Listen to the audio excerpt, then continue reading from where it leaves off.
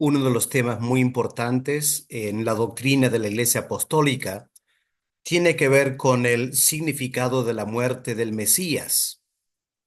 Como vamos a ver en esta clase, los apóstoles quedaron totalmente sorprendidos por la muerte del Señor y les llevó meses, quizás años, para realmente entender el alcance de la muerte del Mesías. Ahora, los evangelios indican con mucha integridad que los apóstoles, francamente, se sorprendieron tremendamente por la muerte del Señor Jesús. Si queremos recordar esto, vamos a Lucas, capítulo 24, y el Señor aparece conversando con dos discípulos camino a Emaús. Lo ven muy tristes y le pregunta por qué es tan triste, y ellos dijeron lo siguiente: estas noticias de Jesús Nazareno, que fue varón, profeta, poderoso en obra y en palabra, delante de Dios y todo el pueblo. Versículo 21. Nosotros esperábamos que Él era el que había de redimir a Israel. Es lo que ellos esperaban. Pero como dice versículo 20, los principales sacerdotes los entregaron y los gobernantes a los romanos a sentencia de muerte y le crucificaron. Así que claramente los apóstoles se encontraron en esta tremenda disyuntiva. Habían seguido al Señor por 3 años y medio, totalmente seguros que Él era el Mesías y que iba a redimir a Israel.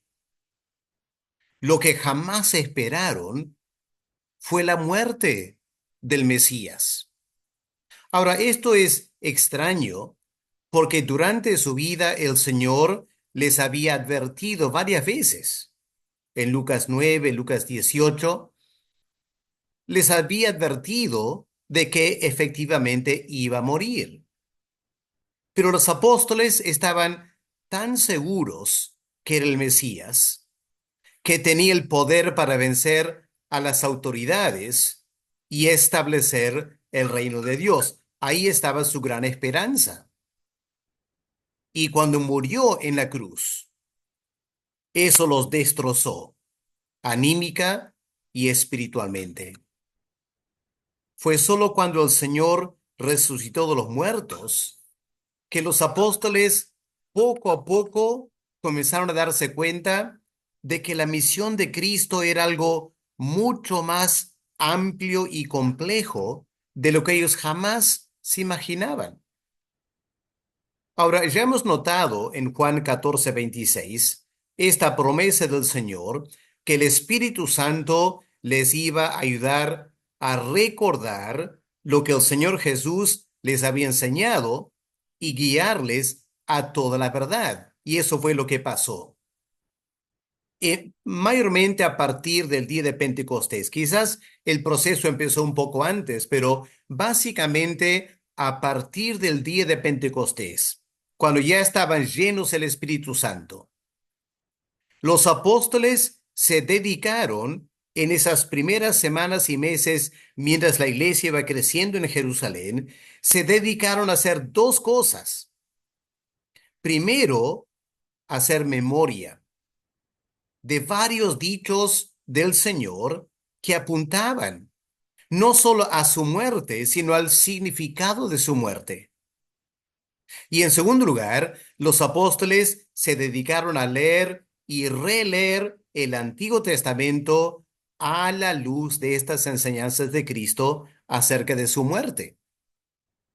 De esa manera, poco a poco, los apóstoles fueron entendiendo las implicancias de la muerte del Señor, como el cumplimiento, en primer lugar, de las profecías de las Escrituras, pero no solo eso, sino su mente se abrió a entender que todo el sistema sacrificial apuntaba a Cristo. Ahora, yo planteo que los apóstoles no llegaron a esa conclusión de la noche a la mañana. Fue algo demasiado profundo, grande para ellos. y el Espíritu Santo les fue guiando poco a poco. Incluso entendieron que el Antiguo Testamento tenía muchas sombras de la muerte de Cristo, como Génesis 22, cuando Dios le pide a Abraham ofrecer a Isaac. Y al final el ángel de Jehová detiene esa muerte, ofrece un animal y a partir de ese momento entendieron los judíos que en ese monte moría, Dios iba a proveer un cordero. Bueno, los apóstoles conocían las escrituras, pero no lo que significaban. Y a partir del día de Pentecostés, un tremendo proceso de aprendizaje tuvo que darse. Ahora, aquí hay que reconocer que no es fácil recrear el orden histórico del desarrollo de ese entendimiento apostólico, pero podemos por lo menos señalar algunos elementos. Por ejemplo, me parece que lo primero que entendieron fue que la muerte del Mesías no fue una tragedia, sino algo determinado por Dios. Y no solo determinado por el Padre, sino extrañamente acatado al pie de la letra por el Mesías. Recordemos Hechos 2, el versículo 23. ¿Qué dijo el apóstol Pedro? El mismo día de Pentecostés. A lo menos esto estaba captando. Hechos 2:23. Hablando del Mesías, entregado por el determinado consejo y anticipado conocimiento de Dios. Eso fue lo primero que entendieron. Luego empezaron a recordar de una frase que el Señor usó varias veces que tenemos en el Evangelio de Juan. Vamos a Juan 2, el versículo 4. Un momento interesante, el Señor recién está empezando su ministerio. Y cuando faltó vino en esa boda de Caná de Galilea, María viene y le dice al Señor, falta vino. ¿Y se acuerdan lo que el Señor dice a María? ¿Qué tienes conmigo, mujer? Aún no ha venido mi hora. ¿Qué significa eso? Aún no ha venido mi hora. Obviamente los discípulos no tienen la menor idea de qué estaba hablando. Pero a partir del día de Pentecostés, entendieron que él estaba hablando de la hora de su manifestación a Israel y de su glorificación. Ahora miren en Juan 7, versículo 6. El Mesías, el Señor, hablando con sus hermanos, que no creían en él en ese momento y se están burlando de él, incentivándole a ir a Jerusalén. Pero ¿qué leemos en Juan 7, versículo 6? Entonces Jesús les dijo, mi tiempo aún no ha llegado, mas vuestro tiempo siempre está presto. Otra vez esta frase, mi tiempo aún no ha llegado. El Señor tenía una cronología para su vida, una agenda que él tenía que cumplir. Y él hacía las cosas a la hora precisa e indicada. Miren Juan 8, versículo 20. Estas palabras habló Jesús en el lugar de las ofrendas, enseñando en el templo. Nadie le prendió. Las autoridades, aunque molestas con él, nadie le prendió. ¿Por qué no? Porque aún no había llegado su hora. Qué fascinante. Vamos a Juan 12, versículo 23. Estas son las cosas que los apóstoles, a partir del día de Pentecostés, con la ayuda del Espíritu Santo, estaban recordando. Juan 12, 23. Jesús le respondió diciendo, ha llegado la hora para que el Hijo del Hombre sea glorificado. Ha llegado la hora. Miren versículo 27 del mismo capítulo. El Señor hablando con su Padre. Ahora está turbada mi alma. ¿Y qué diré? Padre, sálvame de esta hora. Mas para esto he llegado a esta hora. Juan 13, versículo 1. antes de la fiesta de la Pascua, sabiendo Jesús que su hora había llegado para que pasase de este mundo al Padre. Juan 17, versículo 1. Estas cosas habló Jesús y levantando los ojos al cielo dijo, Padre, la hora ha llegado. Glorifica a tu Hijo, para que también tu Hijo te glorifique a ti. Así que los apóstoles, particularmente Juan, se acuerdan de esta frase y se dan cuenta que toda su vida el Señor se estaba preparando para morir en la cruz. Claramente fue una hora clave. Ahora, ellos se ponen a reflexionar. ¿Qué habrán pensado? Bueno, me imagino que en algún momento alguien de los apóstoles volvió a Génesis 3 y el versículo 15. Esta promesa a los primeros padres, Adán y Eva, después del pecado. Pondré enemistad entre ti y la mujer y entre tu simiente y la simiente suya. Esta te herirá en la cabeza y tú le herirás en el calcañar. Por cierto, una promesa misteriosa acerca de eh, atacar la cabeza de la serpiente, pero la serpiente va a herir el calcañar. ¿De quién? De la simiente de la mujer. Ahora, ¿eso qué significa? Bueno, miren lo que el apóstol Pablo dice en Gálatas 3, el versículo 16.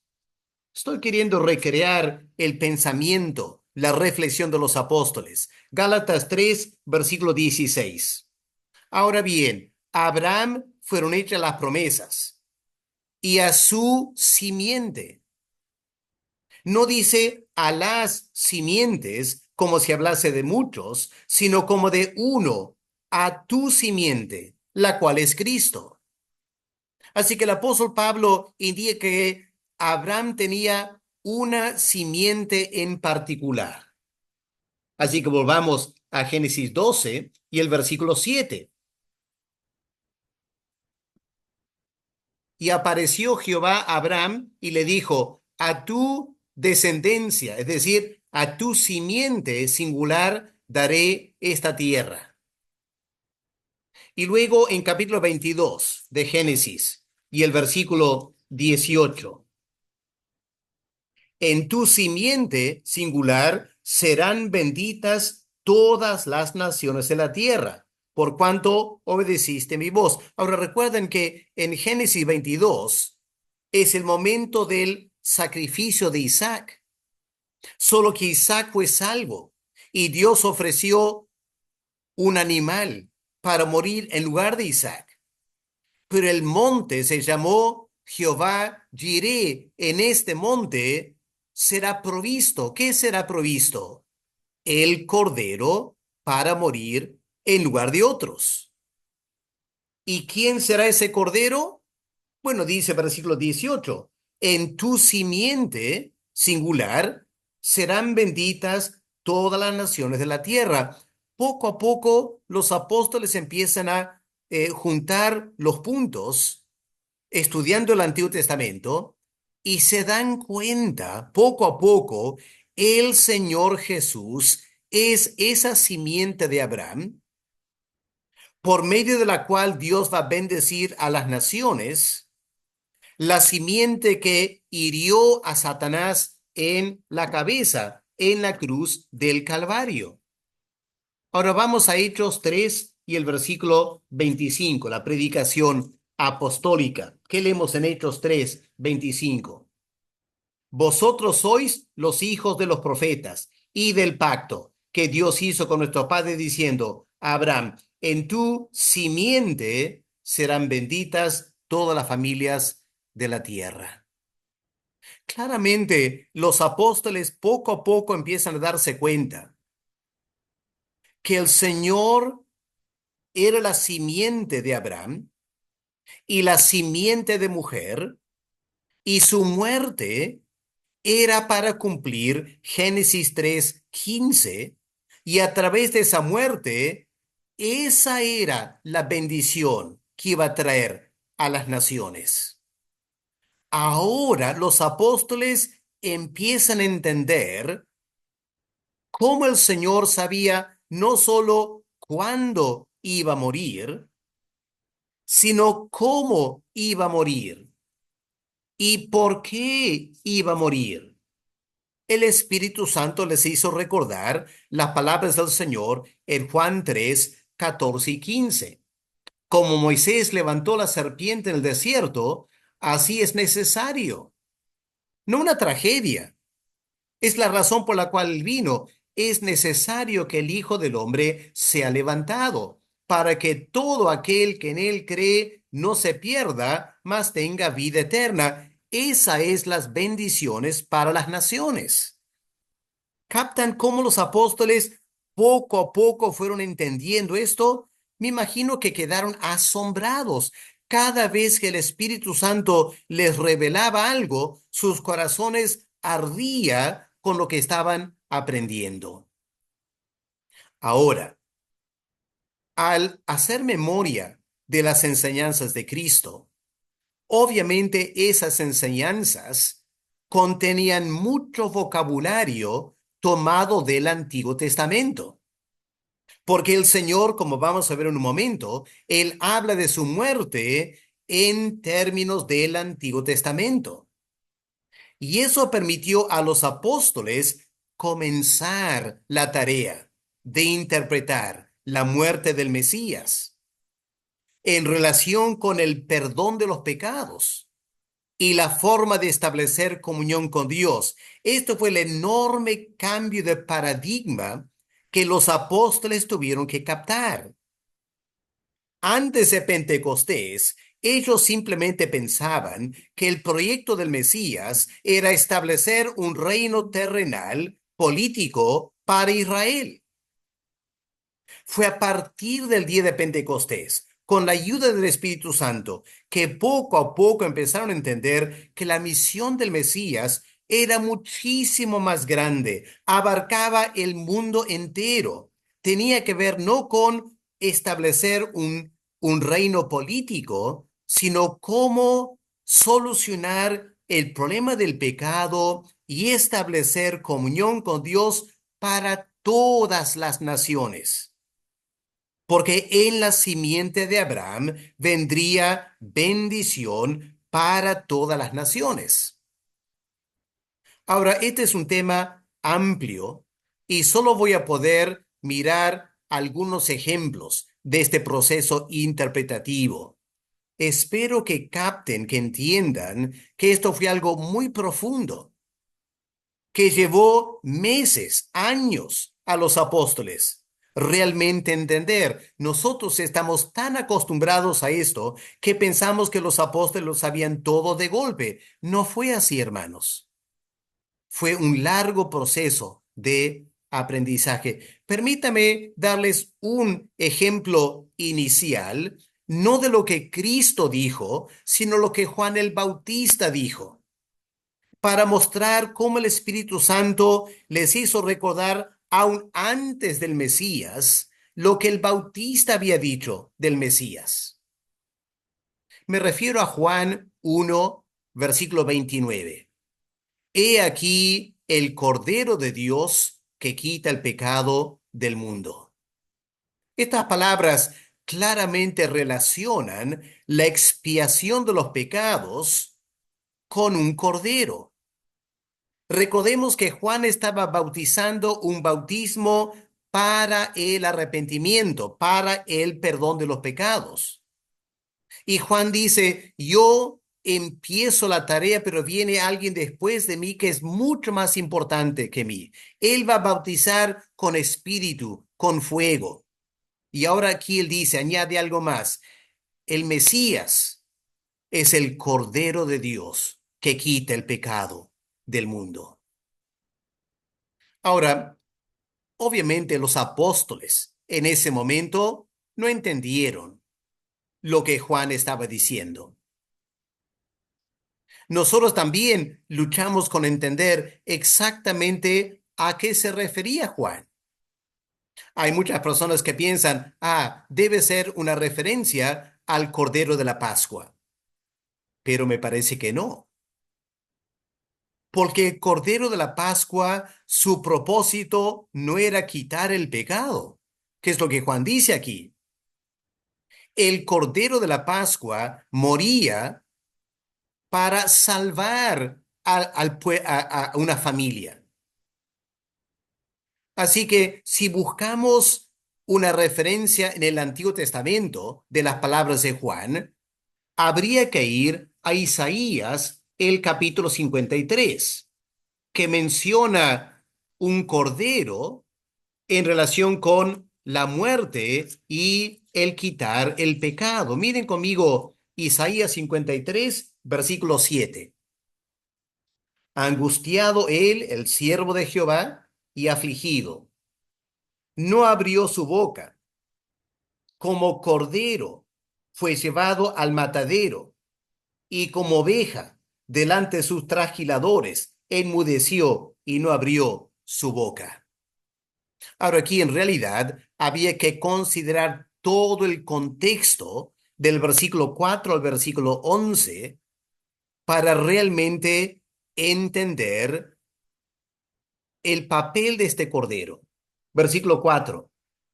Ciertamente este cordero llevó nuestras enfermedades, sufrió nuestros dolores. Nosotros lo tuvimos por azotado, por herido de Dios y abatido. La pregunta es, ¿herido por qué? ¿Azotado por qué? Si Él es el Mesías. Pero los apóstoles tuvieron que pasar mucho tiempo pensando sobre esto.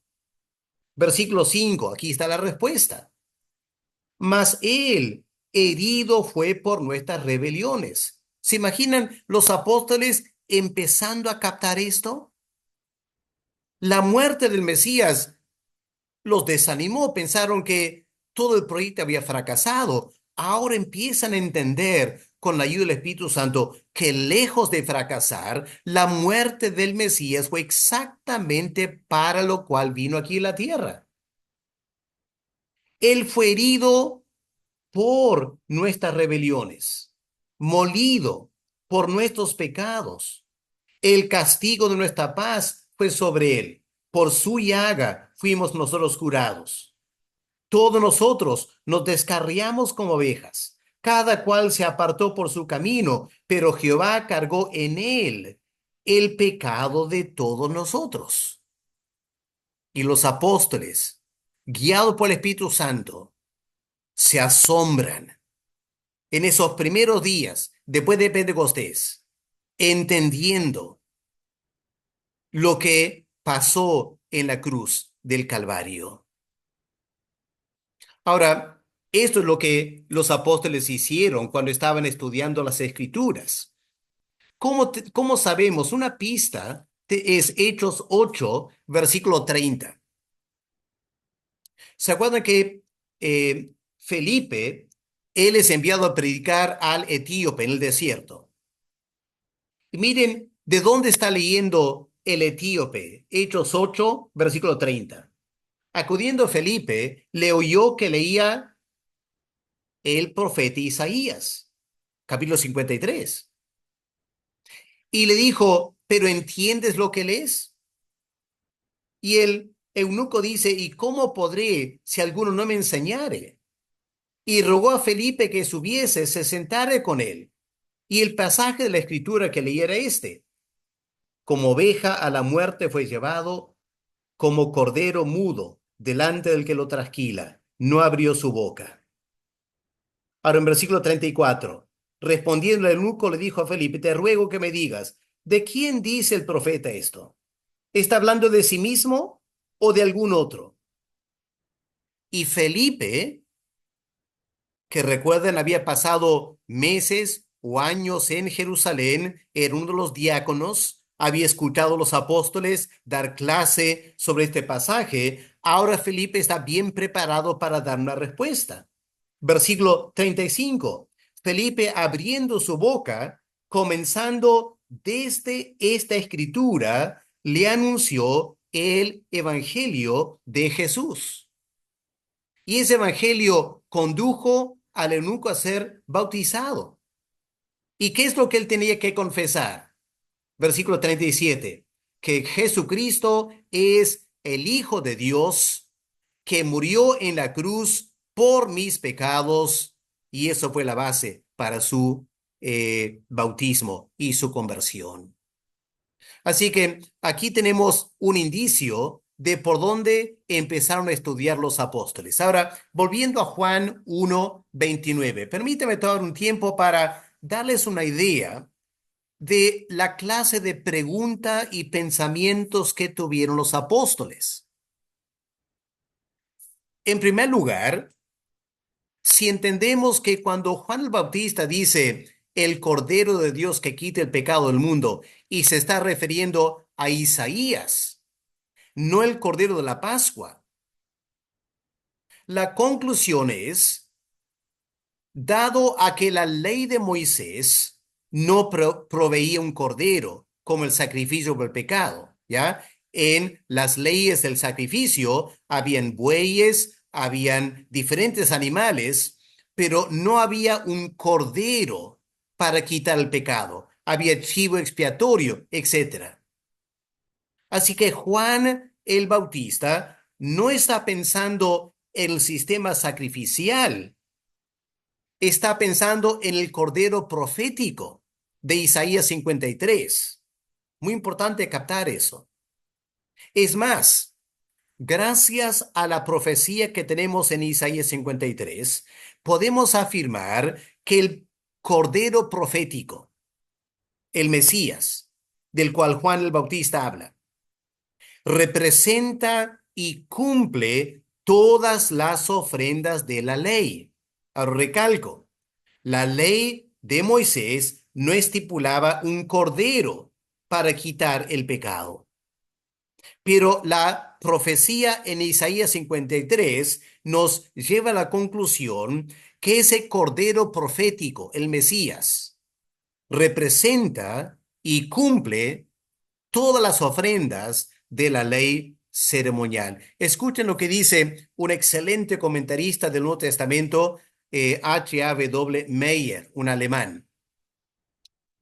Porque en Isaías, el siervo de Jehová, que expía al pueblo con sus sufrimientos vicarios, es representado como un cordero.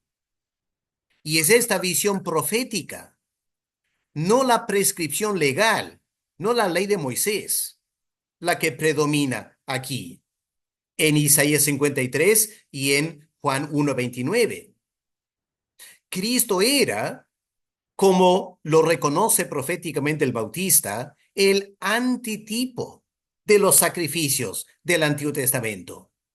Por lo tanto, como tal, él debe ser representado en forma de algún animal destinado al sacrificio. ¿Pero cuál animal? Bueno, la figura apropiada no fue dada en la ley de Moisés. Ahí no había un cordero, sino por el profeta Isaías, que en capítulo 53 contempla al Mesías en su docilidad y mansedumbre. Lo representa como un cordero sacrificial y de ahí se derivó la forma que llegó a ser la norma en la perspectiva cristiana. Para meditar esta afirmación muy profunda de Meyer. Ahora, ese es el primer dato. El segundo dato que hay que pensar es esta expresión, el Cordero de Dios. Ahora quiero que noten conmigo esa pequeña palabra de. Es el genitivo. Indica que el Cordero es de Dios. ¿Por qué es importante notar ese detalle? Porque es Dios quien suple el Cordero. No es un cordero que nosotros ofrecemos a Dios. No es el cordero de Israel, no es el cordero de los apóstoles, es el cordero de Dios. Él lo suplió. Aquí hay que recordar las palabras de Abraham en Génesis 22:8, palabras tremendamente proféticas. Cuando Isaac le pregunta, papá, aquí está la leña, aquí está el fuego, pero ¿dónde está el cordero? O esas palabras de Abraham, Dios se proveerá de cordero para el holocausto. ¿Qué palabras proféticas? Este es el sentido de Jehová Jireh. Dios proveerá el cordero para morir en lugar del pecador. Noten también el uso del artículo definido. No es un cordero que Dios da, es el cordero, que lo confirma como un cordero muy, muy particular. Y el autor de Hebreos, en Hebreos 10, nos indica claramente quién es este cordero. Miren lo que dice el autor de Hebreos en Hebreos 10, del versículo 13 en adelante. Empieza indicando que los sacrificios del Antiguo Testamento no podían quitar el pecado. No funcionaban. Versículo 3. En estos sacrificios, cada año se hace memoria de los pecados. Porque la sangre de los toros y los machos cabríos no puede quitar los pecados. Ahí están los sacrificios de la ley por el pecado. Toros, machos cabríos. No menciona cordero. ¿Y ahora qué dice? Como esos animales no podían quitar el pecado, ¿qué hizo Dios? Entrando en el mundo dice, sacrificio y ofrenda no quisiste, Dios, Padre, porque no funcionan. Me preparaste un cuerpo. Ahí está el Cordero de Dios, el Mesías. Dios lo envió aquí a la tierra, le preparó un cuerpo. ¿Y por qué le preparó un cuerpo? Bueno, tiene que ver con la muerte, ¿no es cierto? Holocaustos y expiaciones por el pecado no te agradan, no te sirven. Y el Hijo dice, he aquí que vengo, Dios, para hacer tu voluntad, para dar mi vida por los pecadores. Yo soy el Cordero. Qué tremenda la reflexión de los apóstoles sobre estas palabras de Juan el Bautista. En tercer lugar, hay que analizar con cuidado el significado de la expresión quita el pecado. Aquí hay que notar que en griego es el verbo airo, que significa levantar, cuando Cristo dice toma tu cama, es decir, levanta tu cama, o puede significar llevar. Y por extensión significa remover o quitar. Por falta de tiempo voy a dejar que ustedes miren esos textos bíblicos. Ahora, la pregunta aquí es la siguiente, es una pregunta muy importante, teológicamente muy importante. ¿Está Juan diciendo que Cristo simplemente quitará el pecado? ¿O está diciendo que Él cargará con el pecado? ¿Qué significa airo aquí? ¿Qué es lo que Juan el Bautista está diciendo? Los apóstoles tuvieron que hacer esa pregunta. A la larga, el concepto cristiano es que Cristo primero cargó con nuestros pecados, en el sentido de llevar la culpa y el castigo por esos pecados. Y por ende, Él pudo quitar esos pecados de nosotros. Los quitó porque Él mismo los cargó. Primero de Juan 3, el versículo 5. Y sabéis que Él apareció para quitar nuestros pecados, y no hay pecado en Él. El cuarto dato es que el Cordero, dice Juan, quita el pecado del mundo. Ahora aquí los apóstoles tuvieron que pasar tiempo meditando en esto, porque en Isaías 53, el Cordero sufre por los pecados del pueblo de Dios, es decir, por los descendientes de Abraham. En versículo 5, el profeta dice, por nuestras rebeliones como judíos, por nuestros pecados. Y luego Dios dice, por la rebelión de mi pueblo fue herido. Así que en Isaías 53, a primera vista, está hablando de algo para los judíos. Pero es en el Nuevo Testamento que el alcance de la muerte del Mesías se extiende, porque los apóstoles se acordaron de Juan 10:16, cuando Cristo dice, yo tengo ovejas que no son de este redil. Voy a poner mi vida por esas ovejas también que no son de este redil, es decir, por personas que no son judías, sino gentiles. Ahora, yo me imagino que para algunos apóstoles fue muy difícil aceptar que el Mesías entregó su vida por gente de todo el mundo. Estaban tan centrados en Israel que habrá costado mucho debate el alcance de la muerte del Mesías. Pero Juan el Bautista fue muy claro: el Cordero de Dios que quita el pecado del mundo. Ahora, solo hemos visto un versículo de palabras de Juan el Bautista. ¿Se imaginan todo el proceso de reflexionar sobre las enseñanzas de Cristo? Ahora, al hacer memoria de estas enseñanzas a partir del día de Pentecostés, el Espíritu Santo no solo ayudó a los apóstoles a recordar los momentos que el Señor anuncia su muerte, sino que también esos momentos muy particulares en que explicó el significado de su muerte. Eso obviamente es muy importante, la explicación del significado de la muerte de Cristo.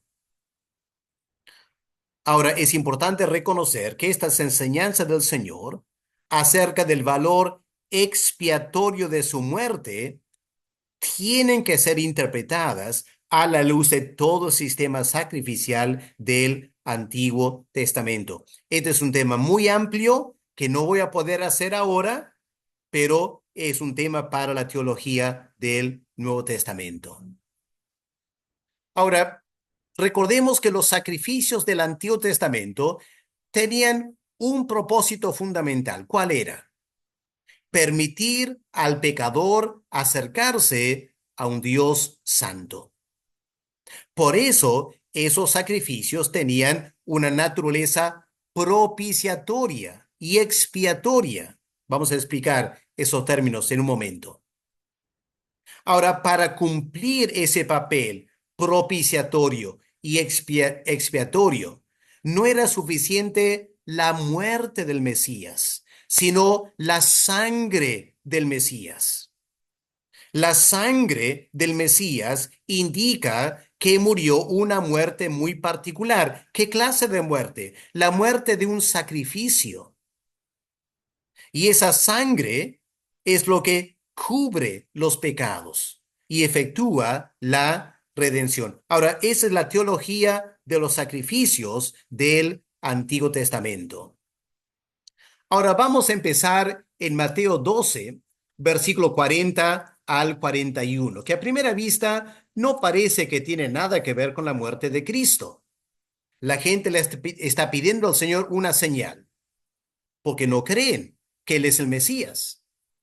Y el Señor dice, bueno, no se les va a dar una señal, sino solo la señal de Jonás. Ahora, ¿cuál es esta señal? Versículo 40. Como estuvo Jonás en el vientre del gran pez 3 días y 3 noches, así estará el Hijo del Hombre en el corazón de la tierra 3 días y 3 noches. Y los hombres de Nínive se levantarán en el juicio con esta generación y la condenarán, porque ellos se arrepintieron a la predicación de Jonás, y aquí más que Jonás en este lugar. Ahora, el Señor está hablando de su muerte y resurrección. La gran señal que transformó el corazón duro de los judíos, que produjo conversiones masivas en Jerusalén, fue la señal de la resurrección. Esa es la señal que les será dada para convencerles a creer. Pero obviamente, los apóstoles, al recordar esa referencia a Jonás, volvieron a leer la historia de Jonás. Y no era muy difícil entender que la muerte de Jonás fue lo que apaciguó la tormenta y por ende salvó la vida de los marineros. Ahora, el Espíritu Santo les ayudó a los apóstoles a entender, a eso apunta la muerte de Cristo. Tal como Jonás se ofreció a morir para salvar la vida de los marineros. El Hijo del Hombre vino para morir, para salvar la vida de los pecadores. Otro gran momento de claridad y entender la muerte del Mesías. Vamos a Mateo 16, versículos 21 al 25. Ahora, el Señor aquí, el énfasis está sobre la necesidad de morir. Es necesario que el Hijo del Hombre muera. Ahora, notemos, el Señor aquí no explica el propósito de su muerte, pero lo que sí da a entender, si leemos con cuidado, es lo que dijo que el Padre ha dispuesto, versículo 23. Quítate delante de mí, Satanás, me eres tropiezo, porque no pones la mira en la cosa de Dios, sino en la de los hombres. En otras palabras, lo que le está diciendo el versículo 23 es que voy a morir porque Dios ha dispuesto que yo muera. Pero esta muerte no es algo negativa. ¿Por qué no? Versículo 25. Porque todo el que quiere salvar su vida, la perderá. Y el que pierde su vida por causa de mí, la hallará. Y si comparamos con Juan 12, versículo 24 al 25, que es un contexto muy parecido, dice el Señor, de cierto os digo, que si el grano de trigo no cae en la tierra y muere, queda solo, pero si muere, lleva mucho fruto. El que ama su vida la perderá, el que aborrece su vida para vida eterna la guardará. El Señor está diciendo, yo voy a morir porque soy este grano de trigo y estoy dispuesta a morir para que pueda haber una tremenda cosecha que se va a empezar a dar a partir de la resurrección.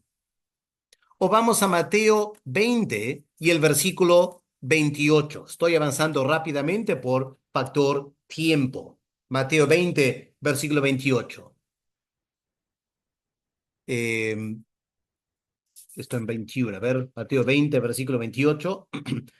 Como el Hijo del Hombre no vino para ser servido, sino para servir y para dar su vida en rescate por muchos. Ahora, esta es la primera vez en los evangelios que el Señor mencionó a los apóstoles el propósito de su muerte. ¿Cuál era? Dar su vida en rescate por muchos. Noten la palabra rescate. Ahora, cuando Cristo habló esto, los apóstoles no entendieron, ¿ya? Lo entendieron después, con la ayuda del Espíritu Santo. El término aquí para rescate es lutrón. ¿Y esta palabra en griego qué significa? Es el pago de un precio para comprar la libertad de un esclavo. Más adelante los apóstoles entendieron el problema fundamental con Israel no era que eran esclavos de los romanos. No, eran esclavos del pecado. Y el Mesías no vino para salvarlos de los romanos, vino para rescatarlos de la esclavitud al pecado. Ese es el significado de la muerte de Cristo, del Mesías. Ahora aquí dice, el Hijo del Hombre no vino sino para servir. Y eso encaja con Isaías 53, que es el cántico del siervo. Ahora, otro detalle aquí en Mateo 20, 28. Dice, para dar su vida en rescate por muchos. Ahí la preposición por en español es la traducción de la palabra anti en griego. Ahora, esta palabra no significa simplemente en lugar de, sino a favor de.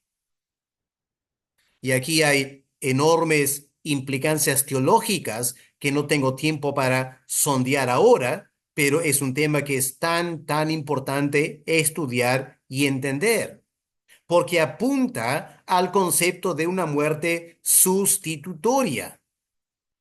Murió en lugar del pecador y murió a favor del pecador. Ahora, en 1 Timoteo 2, versículo 6, tenemos esta palabra rescate otra vez, pero ahí la palabra en griego es antilutron, juntando la preposición y la palabra lutron. Y es seguida por la preposición huper, que significa a favor de. Así que los apóstoles empezaron a entender que Cristo murió en la cruz, no por su culpa, sino por la culpa de otros. Él murió en lugar de otros. Al igual que en Génesis 22, el animal murió en lugar de y a favor de Isaac, para que Isaac no muera. En la cruz del Calvario, el Mesías murió para que el pecador, el esclavo del pecado, no muera. Murió a favor del esclavo. Qué tremendas cosas estaban captando los apóstoles. Luego vamos a Mateo 26 y también el versículo 28, la institución de la Santa Cena, esa última cena pascual. Estas palabras tan conocidas. Esta es mi sangre del nuevo pacto, que por muchos es derramada para remisión de los pecados. Ahora, aquí el verbo remisión, la palabra remisión, en griego es afiemi. Y esta palabra en griego, este verbo, significa soltar y por ende dar libertad.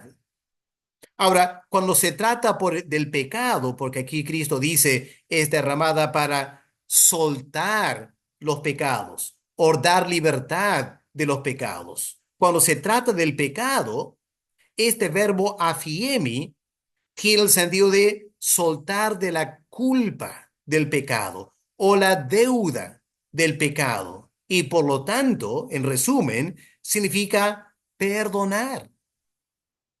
En la oración del Padre Nuestro, la oración es: perdona nuestras deudas.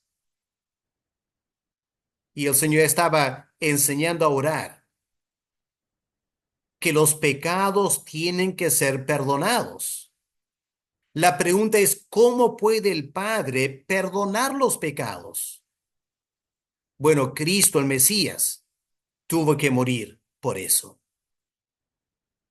Ahora, el bautismo de Juan tenía este propósito, para lograr el perdón de los pecados, a lo menos en forma simbólica, porque al igual que los animales del Antiguo Testamento no podían lograr el perdón de los pecados, el agua del río Jordán tampoco podía lograr el perdón de los pecados. Pero leemos en Marcos 1:4, bautizaba a Juan en el desierto y predicaba el bautismo de arrepentimiento para perdón a Fiemi, para soltar la culpa de los pecados. Ahora, Zacarías en Lucas 1, versículo 77, él también hace referencia a este concepto del perdón de los pecados con relación a la salvación. Escuchen versículo 77. Juan el Bautista, este niño que está por nacer, su ministerio, ¿cuál es? Dar conocimiento de salvación a su pueblo. Ahora, ¿salvación en qué sentido? Mucha gente pensaba salvar de los romanos, salvar de estos enemigos. Pero Zacarías dice, no, la salvación básica que necesitan es el perdón de los pecados. Y esta es la palabra que el Señor usa en Lucas 4, cuando él cita el pasaje de Isaías 61 acerca de la misión del Mesías, cuando dice: Si miramos en Lucas 4, versículo 18, ¿ya? Para dar buenas nuevas a los pobres, enviado a sanar a los quebrantados de corazón, a pregonar libertad a los cautivos, a Fiemi, a poner en libertad a los oprimidos, pero oprimidos por el pecado. Es lo que los apóstoles empiezan a entender. Ahora, en Juan 3, versículos 14 y 15, hay unas palabras tan importantes que otra vez los apóstoles no entendían lo que el Señor estaba diciendo, pero ahora, con la ayuda del Espíritu Santo, entienden. Relaciona la muerte del Mesías con un incidente durante el Éxodo. Escuchen Juan 3:14. Como Moisés levantó la serpiente en el desierto, así es necesario que el Mesías, el Hijo del Hombre, sea levantado de la tierra, para que todo aquel que en él cree no se pierda, mas tenga vida eterna. Ahora, los apóstoles se acordaron de ese versículo y se dieron cuenta todo el tiempo, el Señor sabía que iba a morir en la cruz. Sería levantado de la tierra. No iba a ser decapitado, no iba a ser apedreado, iba a ser crucificado para cumplir esa sombra del Antiguo Testamento, para que toda persona que cree en Cristo, al igual que en el Antiguo Testamento, cuando miraban a la serpiente, eran salvos. Ahora el que cree en Cristo será salvo. Y ahora viene ese versículo tan conocido, porque de tal manera amó Dios al mundo que ha dado a su Hijo unigénito el Mesías, para que todo aquel que mire al Mesías colgado en la cruz y crea en él, no se pierda, mas tenga vida eterna. Hermanos, los apóstoles no entendieron eso cuando Cristo habló. Su mente estaba cerrada. Estaban esperando un Mesías conquistador contra los romanos. Fue a partir del día de Pentecostés que tuvieron que empezar a pensar y a pensar y a pensar y por fin entender esto. O finalmente el pasaje en Juan 6. Yo soy el pan vivo bajado del cielo. Si uno come de este pan, vivirá para siempre. El pan que yo le voy a dar es mi carne por la vida del mundo. Y luego habló de su sangre para dar vida también. Así que claramente ahora los apóstoles entienden que en Juan 6 el Señor estaba hablando de entregar su vida en la cruz como el Mesías para dar vida eterna. Y noten aquí, para dar vida al mundo, no solo para los judíos.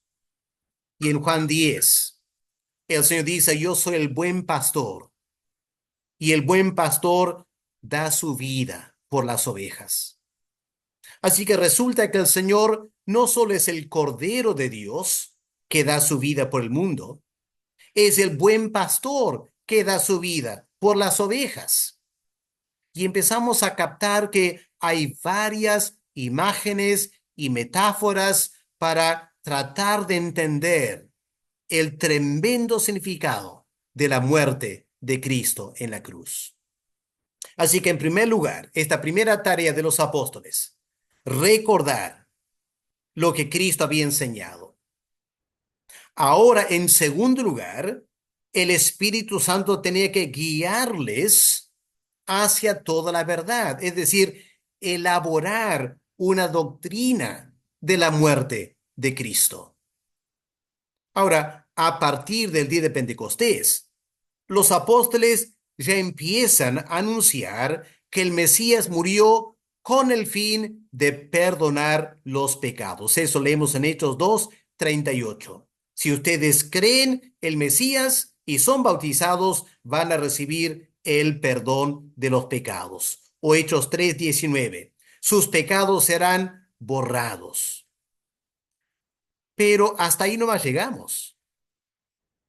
Porque en el libro de los Hechos, Lucas no elabora una doctrina de la muerte de Cristo. Para elaborar esa doctrina y alcanzar un concepto coherente de la doctrina apostólica de la muerte de Cristo, del Mesías, hay que estudiar las epístolas. Ahora, aquí hay que reconocer que hay muchos teólogos modernos que afirman esta barbaridad, que Pablo inventó el Evangelio. Pero Pablo es clarísimo. Su doctrina no es suya. Viene del Antiguo Testamento. El apóstol Pablo siempre quería anclar su doctrina de la muerte de Cristo en el Antiguo Testamento. Miren, 1 Corintios 15, versículo 3. Porque primeramente os he enseñado lo que asimismo recibí, que Cristo murió por nuestros pecados conforme a las Escrituras. No es una doctrina que Pablo inventó.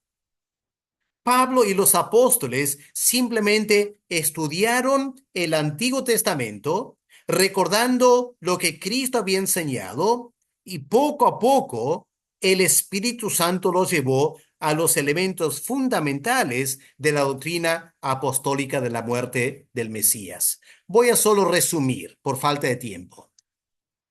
En primer lugar, la doctrina apostólica de la muerte de Cristo, es muy importante enfatizar eso porque hoy en día se está quitando totalmente el valor expiatorio de la muerte de Cristo, como si Cristo murió como un mártir, como si fue un luchador social que chocó con los romanos y pobrecito murió y fue sorprendido en la muerte. Eso es teología liberal, cristianismo progresista. No es lo que dicen los apóstoles. El apóstol Pablo aplica la palabra sacrificio a la muerte de Cristo con todas las implicancias de esa palabra del Antiguo Testamento, ¿no es cierto? Efesios 5:2. Andad en amor como también Cristo nos amó y se entregó a sí mismo por nosotros, ofrenda y sacrificio. Ahora recalco, Cristo no murió para darnos un ejemplo del amor de Dios. Cristo no murió porque estaba luchando por los marginados. No, Cristo murió por la misma razón que en el Antiguo Testamento los animales morían en el templo o el tabernáculo. Eran sacrificios. Eran muertes sacrificiales que tiene que ver con el pecado. Ahora, tenemos que entender esto, hermanos, para notar una característica de la enseñanza de Pablo. Vamos a Romanos 3, versículo 25. Habrán notado que hay varios pasajes donde Pablo, en vez de hablar de la muerte de Cristo, habla de la sangre de Cristo. Miren Romanos 3, 25. A quien Dios puso como propiciación por medio de la fe en su, bueno, pude escribir muerte. Pero ¿por qué no escribió muerte? ¿Por qué escribió sangre? Porque la muerte de Cristo fue una muerte sacrificial. Derramó su sangre para lograr algo. Miren también Romanos 5, versículo 9. Pues mucho más estando ya justificados, y podía haber escrito Pablo en su muerte, porque en versículo 8 habla de la muerte. Mas Dios muestra su amor para con nosotros en que siendo aún pecadores, Cristo murió por nosotros. Pues mucho más, estando ya justificados, Pablo pudo haber escrito por su muerte, pero cambia la palabra muerte por su sangre. Somos justificados en su sangre. Vienen también Efesios 2 y el versículo 13. Pero ahora en Cristo Jesús, vosotros que en otro tiempo se estaba lejos, habéis sido hechos cercanos por bueno, por la muerte de Cristo, ¿no es cierto? Solo que Pablo no escribe muerte, Pablo escribe sangre, porque los apóstoles entendieron Cristo no murió la muerte de un mártir. Cristo no murió por una lucha por la liberación. No, Cristo se ofreció para hacer un sacrificio. Y en todo el Antiguo Testamento, la marca central del sacrificio era la sangre. Algo había que hacer con la sangre. No era suficiente la muerte. La sangre tiene que ser usada para expiar el pecado. Por eso el énfasis sobre la sangre. En segundo lugar, la doctrina apostólica de la muerte del Mesías es que fue una muerte sustitutoria. Esto que Pablo enseña en 2 Corintios 5:21. Al que no conoció pecado, por nosotros lo hizo pecado, para que nosotros fuésemos hechos justicia de Dios en él. Aquí está lo que se llama el glorioso intercambio. Dios el Padre lo hizo pecado por nosotros. Claro, él no cometió pecado, pero él sufrió una muerte como si hubiera sido pecador. O 2 Corintios 5. Uno murió por todos. Así que todos murieron los que creen en Cristo. Romanos 8:32. Lo entregó por todos nosotros. Gálatas 3:13, hecho por nosotros maldición. Así que, hermanos, los apóstoles, con la ayuda del Espíritu Santo, entendieron esto muy bien. El Mesías murió una muerte sustitutoria. Él murió la muerte de un representante. Él fue nuestro representante. En Romanos 5, el apóstol Pablo desarrolla esto, diciendo, la muerte entró por el primer representante, el primer Adán. Y por el pecado de Adán, como nuestro representante, todos en Adán pecamos y todos en Adán morimos. ¿Cómo nos salva Dios? Envía un segundo Adán, un segundo representante. Nuestro representante, el Señor Jesús, muere en la cruz, pagando por nuestros pecados. Y él también había antes vivido una vida intachable, sin pecado, como nuestro representante, y por eso nosotros somos hechos justicia de Dios en él. Tremenda enseñanza de una muerte sustitutoria. En tercer lugar, fue una muerte expiatoria, porque el pecado no solo genera una deuda con Dios que hay que pagar, el pecado también nos contamina espiritualmente y eso requiere limpieza. Y aquí está el concepto de la expiación, el lavar nuestros pecados. Y el autor de la carta de Hebreos trata esto en una forma exhaustiva. Pueden leer los pasajes para recordar la muerte expiatoria de Cristo para quitar, limpiar la contaminación del pecado. El apóstol Pedro también lo menciona en 1 de Pedro, capítulo 1 y el versículo 2, acerca de esta muerte que nos limpia del pecado. Escuchen, 1 de Pedro 1:2.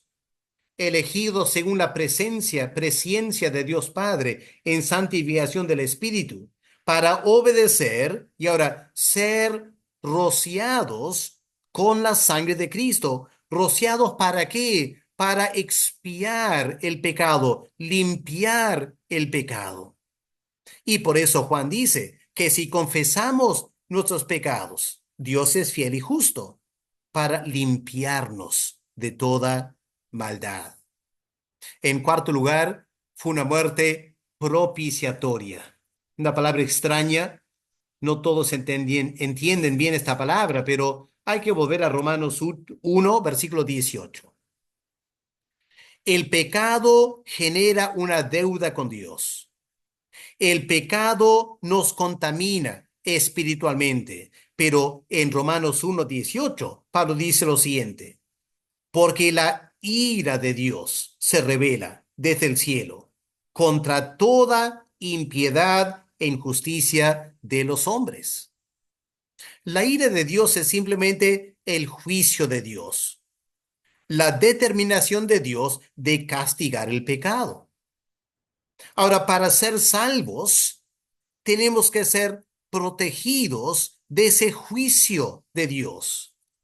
Y Pablo trata ese tema en Romanos 3:25, donde Pablo escribe a quien Dios puso como propiciación. Es decir, el que lleva el juicio, el castigo de Dios. Dios puso como propiciación, ¿cómo? Por medio de la fe en su sangre, no su muerte, en su sangre. El apóstol Juan también habla de esto en 1 de Juan capítulo 2 y el versículo 2. Él es la propiciación por nuestros pecados. Ahora, aquí hay que notar, la palabra en griego para propiciación es esta palabra hilasterio. Y resulta que en Hebreos 9:5 tenemos esta misma palabra en un contexto a primera vista extraño, pero que en realidad nos ayuda a entender el significado de la palabra propiciación. Miren conmigo Hebreos 9, versículo 5. Está hablando del arca del pacto. ¿Se acuerdan? Había estos querubines encima del arca del pacto. Dice, sobre ella los querubines de gloria que cubrían el propiciatorio. Qué interesante.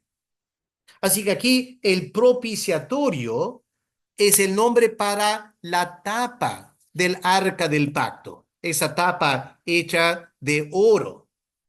Ahora vamos a Éxodo 25, pensando en cómo los apóstoles tuvieron que pasar tiempo estudiando todo esto, conversando, interpretando, debatiendo para poder entender por qué murió el Mesías.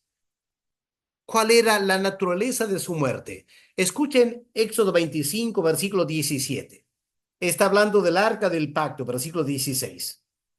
Versículo 17. Harás un propiciatorio. Ahí está. En hebreo, la palabra significa algo que cubre, una tapa, una cubierta. Harás un propiciatorio de oro fino. Versículo 18. Harás también dos querubines en los dos extremos del propiciatorio. Versículo 19. Harás un querubín en un extremo y un querubín en el otro extremo, de una pieza con el propiciatorio. Versículo 20. Los querubines extenderán por encima las alas, cubriendo con sus alas el propiciatorio, la tapa. El uno en frente del otro mirando al propiciatorio. Versículo 21, y pondrás el propiciatorio encima del arca. Y aquí está la clave. Versículo 22. Y de ahí, del propiciatorio, me declararé a ti.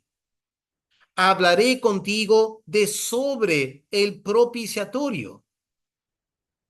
Ahora, la gran pregunta es, ¿qué pasaba en ese propiciatorio que estaba en el lugar santísimo? Bueno, ¿se acuerdan el día de expiación una vez al año? El sumo sacerdote ofrecía dos machos cabríos. Un macho cabrío simbolizaba llevar el pecado lejos del campamento, era soltado. El otro macho cabrío era sacrificado y la sangre del macho cabrío era introducido al lugar santísimo y era derramado sobre el propiciatorio. Esa sangre indicaba que el chivo expiatorio había pagado el pecado de la nación de Israel. Y una vez que la sangre era derramada, la vida había sido entregada, el sumo sacerdote podía hablar con Dios y Dios se declaraba encima del propiciatorio. Y eso es lo que Cristo hizo por nosotros. Él fue ese chivo expiatorio. Su sangre fue introducida al lugar santísimo, dice el autor de Hebreos en Hebreos 10. Y es sobre esa sangre en el propiciatorio, la sangre de Cristo, nuestro propiciatorio, que el ser humano, el pecador, puede hablar con Dios. En quinto lugar, fue una muerte redentora. El pecado también nos esclaviza y es la muerte de Cristo que nos libera de la esclavitud, como enseña esos pasajes. Pablo dice, Romanos 3:24, siendo justificados gratuitamente por su gracia mediante la redención. Y esa palabra significa la paga de un precio para soltarnos de la esclavitud. Este es el concepto de la redención. Y finalmente, fue una muerte reconciliadora. El propósito de la muerte de Cristo fue reconciliarnos con Dios. Como Pablo dice en 2 Corintios 5, todo este evangelio proviene de Dios, dice el apóstol. Él nos reconcilió consigo mismo. ¿Cómo lo hizo? Por Cristo, porque Él fue nuestro propiciatorio y nos dio el ministerio de la reconciliación, que Dios estaba en Cristo reconciliando consigo al mundo, no tomándoles en cuenta a los hombres sus pecados, y nos encargó la palabra de la reconciliación. Qué tremenda doctrina de la muerte de Cristo que los apóstoles entendieron. Así que, en resumen, para terminar, gracias al Espíritu Santo, los apóstoles llegaron a entender que el Mesías murió por nuestros pecados. Él fue al mismo tiempo el sacrificio, el cordero, y también el sumo sacerdote. Luego de su muerte, como dice el autor de Hebreos, Hebreos 9 y 10, Él entró al lugar santísimo en la presencia de Dios, llevando su sangre para interceder por nosotros. Esa sangre que hace, no solo nos limpia del pecado, sino que nos libera del pecado, nos libra de la justicia de Dios y nos justifica delante de Dios.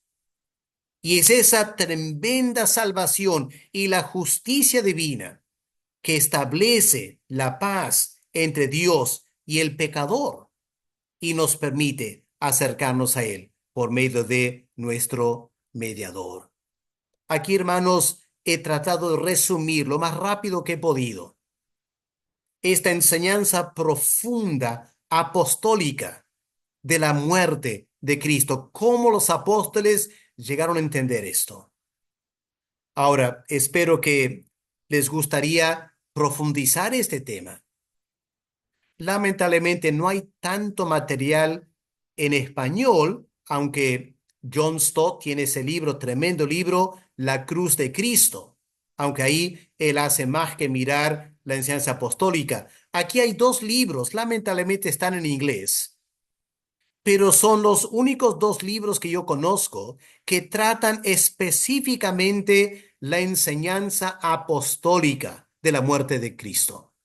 Uno por Leon Morris, la predicación apostólica de la cruz, y la otra por James Denney, la muerte de Cristo, su lugar e interpretación en el Nuevo Testamento. En realidad, yo les animo a tomar tiempo para profundizar este tema. Cuán importante en la historia de la iglesia, cómo el Espíritu Santo cumplió la palabra del Señor Jesús. Hizo recordar a los apóstoles lo que él había enseñado sobre su muerte. Y luego también les ayudó a entender todo el Antiguo Testamento y los guió a la verdad. Hoy en día, en que lamentablemente hay demasiados teólogos cristianos hasta evangélicos, que están negando todo esto, que es muy, muy importante volver y profundizar en la doctrina apostólica de la interpretación de la muerte del Mesías. Que Dios nos ayude a valorar esta tremenda enseñanza.